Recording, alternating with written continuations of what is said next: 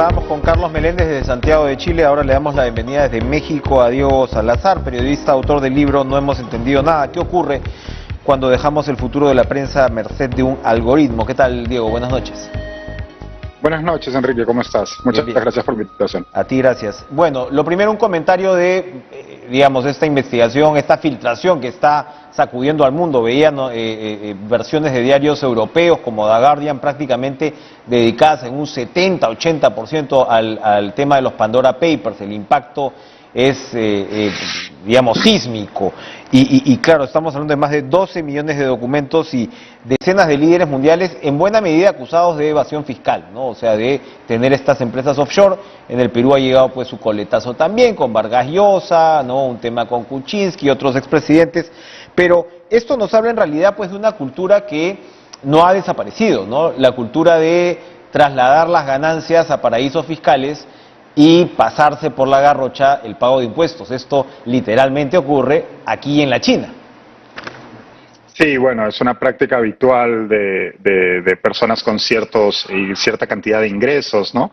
Creo que una cosa interesante y que es bastante importante también es que hay que entender bien que en muchos de estos casos que se denuncian a veces, creo que una cosa bien interesante de proyectos como este de Pandora Papers es que la cantidad de periodistas y de medios que entran a trabajar con una filtración de este tamaño, ¿no? Masiva como la que hay de documentos, es que permite analizarlos y permite distintas perspectivas, ¿no? Tenemos medios de Perú, de Chile, de España, de México, de Reino Unido, de Estados Unidos, entonces permite distintas perspectivas y distintas maneras de entrar a la información y de comprenderla, porque uno de los problemas cuando se manejan volúmenes tan inmensos de información y de filtraciones es que muchas veces se pierde el detalle y se pierde el contexto, ¿no? Y a veces también se mezclan cosas. No todas las personas que crean offshores lo hacen para evadir impuestos. Algunas de esas personas terminan o terminan también declarando esos ingresos. No parece ser el caso con muchas de las personas que han sido denunciadas en esta ocasión, ¿no? Claro, y de todas maneras, bueno, también nos lleva a un debate que incluso se libra en el mismo Estados Unidos, ¿no? Las iniciativas del gobierno de Joe Biden de estabilizar, ¿no? Impuestos corporativos también para evitar, ¿no? O reducir esta figura. Ahora mismo López Obrador en México, país donde estás, decía que también, ¿no? Cómo combatir lo que él ha llamado pues esta fuga de capitales. En realidad, bueno, es un problema pues efectivamente muy complejo, y lo que vemos es que sí, como ejercicio periodístico muy interesante que se pueda, como señalas, compartir esa información para que la traducción local la haga, digamos, cada medio desde su país, ¿no? Y pueda ser mejor aprovechada, pero finalmente es un debate global. El otro punto que queríamos tocar, y volviendo, ¿no?, a México, acabamos de estar con Carlos Meléndez que decía, oiga, métanse en la cabeza, el del Perú es un gobierno de izquierda, en este caso de coalición de izquierda, donde no se ve de repente, ¿no?, al resto de actores con la fuerza con la que se ve a Perú libre, pero hay de todas maneras una agenda que va avanzando, y va avanzando en contraposición a una ausencia de liderazgo precisamente desde la oposición, precisamente desde el Congreso. Y ahora último, lo que se vio fue, por ejemplo, esta comentada, ¿no?, reunión de líderes de la oposición peruana con Vox, el partido de derecha español, que digamos es el más de derecha ahí. Entonces, ahí lo que ves es qué alternativa, en todo caso, es la que la oposición peruana quiere plantear. ¿La de Vox? Sí, bueno, veíamos estos dos puntos que tocas, los veíamos la semana pasada de forma muy clara en la encuesta de IEP, ¿no? Por un lado, había cierto desconcierto de un lado de la población, que si mal no recuerdo, había un 20% de gente que atribuía al gobierno de Pedro Castillo una posición de derecha, lo cual pues resulta bastante difícil de entender, ¿cierto? Pero por el otro lado, tampoco se veía con claridad a quién reconocía la población, los encuestados, como líder de la oposición, ¿no? Y si a eso le sumamos encuestas de días anteriores, en donde se ve, por un lado, evidentemente, la mala imagen que tiene el Congreso, los niveles de desaprobación de la presidenta del Congreso, entonces sí hay, digamos que hay un desconcierto, creo yo, que es atribuible tanto al gobierno, pues evidentemente con estos dimes y diretes y cruces de acusaciones internos al interior del propio Perú Libre y del Ejecutivo y de la bancada congresal, y por otro lado también, como señalabas, con la oposición peruana, pues que se ha, como escribí en una columna la semana pasada en el Washington Post, que le ha abierto los brazos a Vox pensando que eso puede ser de alguna manera un salvavidas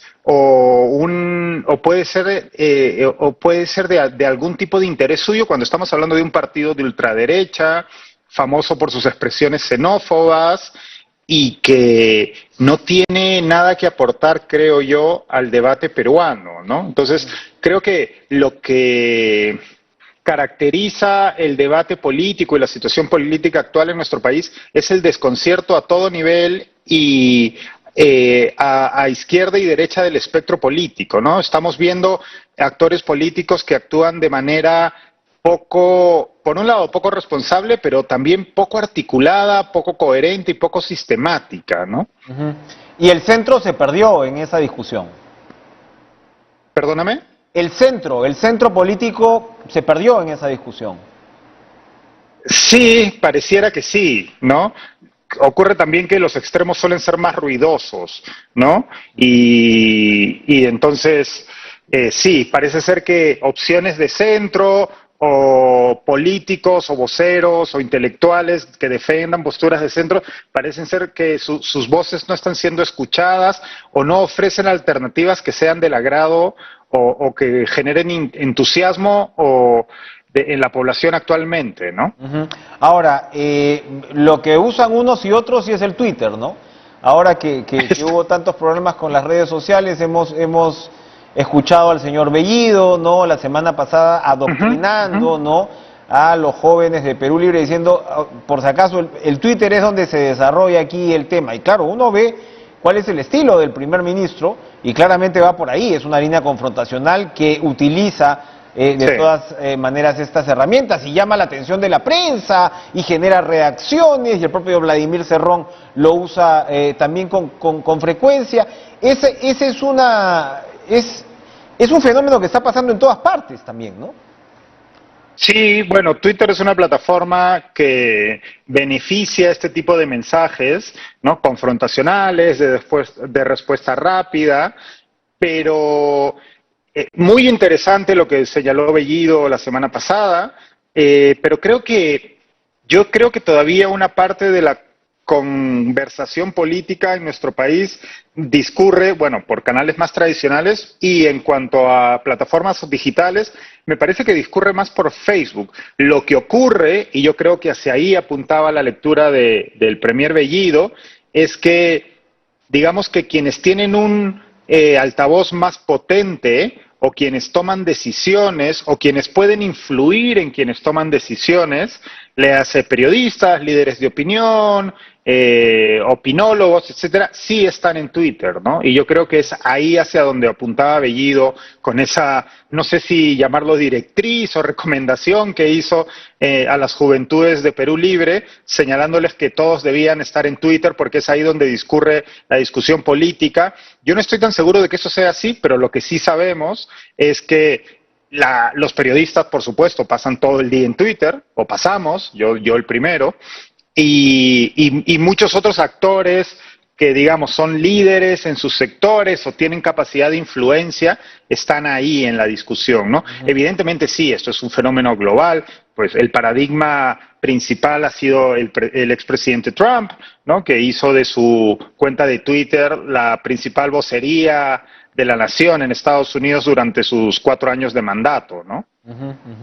Ahora, quería de todas maneras aprovechar tu residencia actual, porque lo que, a ver, se está señalando en medio de esta suerte todavía de confusión política que vive el país. Muchos dicen, yo no le tengo miedo a la izquierda como tal, le tengo miedo al desorden, ¿no? A la falta de gestión. Y esto tiene que ver pues con, por favor, o sea, es decir, desde los nombramientos, ¿no? A los que estamos hablando, o sea, una estructura del Estado, porque finalmente si un gobierno de izquierda se supone que lo que tiene, ¿no?, en mente es mejorar los servicios públicos, necesitas para empezar una mejor gestión. Entonces, ahora mismo hay entre mucha gente este debate que dicen, no necesariamente se oponen, por supuesto, a una figura de izquierda democrática, por supuesto, ¿no?, sino a esta percepción de desorden, de caos, etcétera. López Obrador es un personaje que pasó por varias elecciones antes de llegar al poder. Eso, por supuesto, marca para empezar una diferencia, pero es reconocido como tal, como un político de izquierda, y sí, qué duda cabe, tiene un estilo pues peculiar. ¿López Obrador es percibido como un gobierno de izquierda en México que ha logrado de alguna manera encontrar un cauce, o no es así? No creo que sea así. Primero que nada hay que entender la trayectoria política de López Obrador. López Obrador, como muchos de los integrantes de su gobierno, proviene del PRI. Estamos hablando del partido de derechas que, bueno, nuestro propio Vargas Llosa denominó la dictadura perfecta, ¿no? Entonces, a partir de ahí realiza un trayecto a distintas organizaciones políticas, que desde la socialdemocracia hasta, bueno, su partido, el partido que formó y que llevó al gobierno ahora, que es Morena. López Obrador, por ejemplo, y ahí quizás puede tener ciertas similitudes con Perú Libre y concretamente con Pedro Castillo, es profundamente conservador en todos los temas sociales. De hecho, el Tribunal Constitucional Mexicano la semana pasada señaló que no se podía juzgar a ninguna mujer por abortar, contradiciendo varias leyes federales en este país, varias leyes en distintos estados, perdón, y López Obrador no ha sido para nada un apoyo en esa lucha de las feministas en México, ¿no? En la lucha de un aborto libre y legal. Entonces, y hay distintas instancias. López Obrador, por ejemplo, ha roto con la tradicional laicidad del Estado mexicano. Es un presidente muy dado a manifestaciones religiosas, cosa que históricamente los gobiernos mexicanos se han mantenido al margen. La laicidad del gobierno del Estado mexicano es una cuestión paradigmática en nuestra región, ¿cierto? Claro. Entonces, es difícil entender a López Obrador como un presidente de izquierda, depende de qué entendemos. Digamos que para ponerle ese letrero tendríamos primero que definir qué se entiende como un presidente de izquierda hoy en día, ¿no? Quizás la razón por la que se le puede leer como presidente de izquierda es su apuesta personal y que él se encarga de remarcar constantemente su apuesta pues por los más desfavorecidos y por un Estado más protector, etcétera. Pero, por ejemplo, por poner otro ejemplo, ¿no? México es el país que menos ha gastado en programas sociales durante la pandemia y que menos ha invertido en sacar adelante tanto a individuos como empresas durante la pandemia, muy lejos de nuestro país, por ejemplo, ¿no? Entonces, es muy difícil hacer una caracterización tan clara o tajante de la presidencia de López Obrador como un presidente de izquierda, pese a que es lo que a él le gustaría que se dijera. Claro, ¿no? Claro. Bueno, bastante interesante porque vamos a ver cómo avanza el tema en el Perú, que ojalá que avance, porque lo que dicen incluso muchos ya en Perú Libre, que el menos ideologizado es el propio presidente Castillo, a diferencia evidentemente de los señores Cerrón o Bellido, ¿no?, que marcan una línea distinta, ¿no? Ahí hay una... Sí. El problema, creo que, como bien lo has dicho, es quienes dicen esto son integrantes del partido, pero no lo sabemos de boca del propio presidente, ¿no? Yo creo que el principal problema que tenemos ahora mismo es que en realidad no sabemos qué piensa el presidente de casi nada, ¿no? Tenemos un presidente que se caracteriza por no expresar sus opiniones o sus proyectos más allá de ciertas arengas o eslogans lanzados en algunos eventos públicos, y al que pareciera que incluso le quieren enmendar la plana tanto desde el premierato como desde la presidencia de su propio partido, ¿no? Los misterios ideológicos que persisten sobre el presidente. Gracias, muchas gracias Diego Salazar por acompañarnos.